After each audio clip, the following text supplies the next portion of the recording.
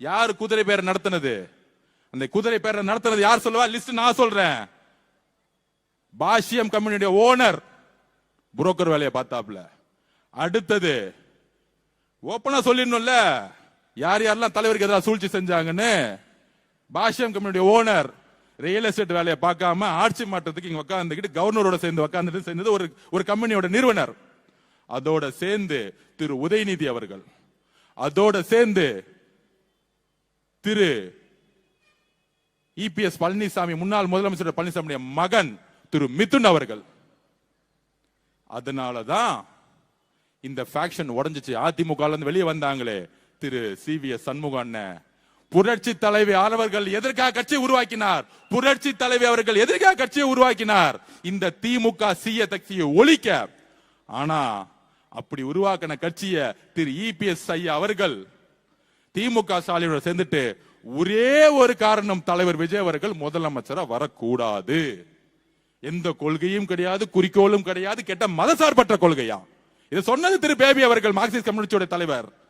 நாங்கள் ஆதரவு கொடுக்கவில்லை என்றால் திமுகவும் அதிமுகவும் பிஜேபியும் சேர்ந்து இங்கு ஒரு ஆட்சியை உருவாக்கும், அதற்கு நாங்கள் கடுமையாக ஏற்று நிற்போம். சொன்னது திரு பேபி அவர்கள், சொன்னது காங்கிரஸ், சொன்னது விசிகே, சொன்னது ஐயுஎம்எல்.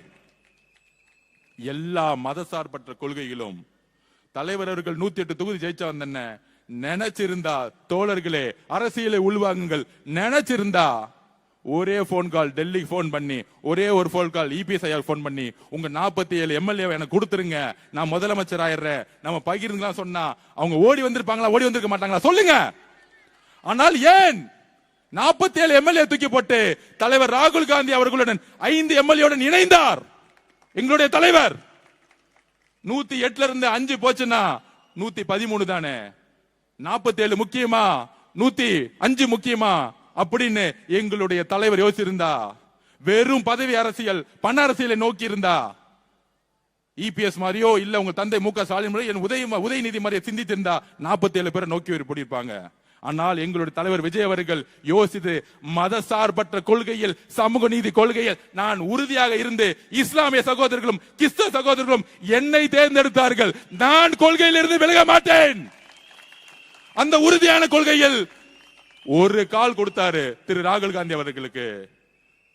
அதவர்ஜுனா அவர்களே, 5 எம்எல்ஏ 10 எம்எல்ஏ முக்குள்ள நம்ம கொள்கையில உறுதியா இருக்கணும்னு எங்களுக்கெல்லாம் ஒரு வகுப்பு எடுத்து நாங்க எல்லாரும், நான் உட்பட்ட கட்சியில் உட்பட்ட மதசார்பற்ற கொள்கையில் நாம் உறுதியாக இருக்குங்கிறத பதிவு பண்ணது எங்களோட தலைவர்.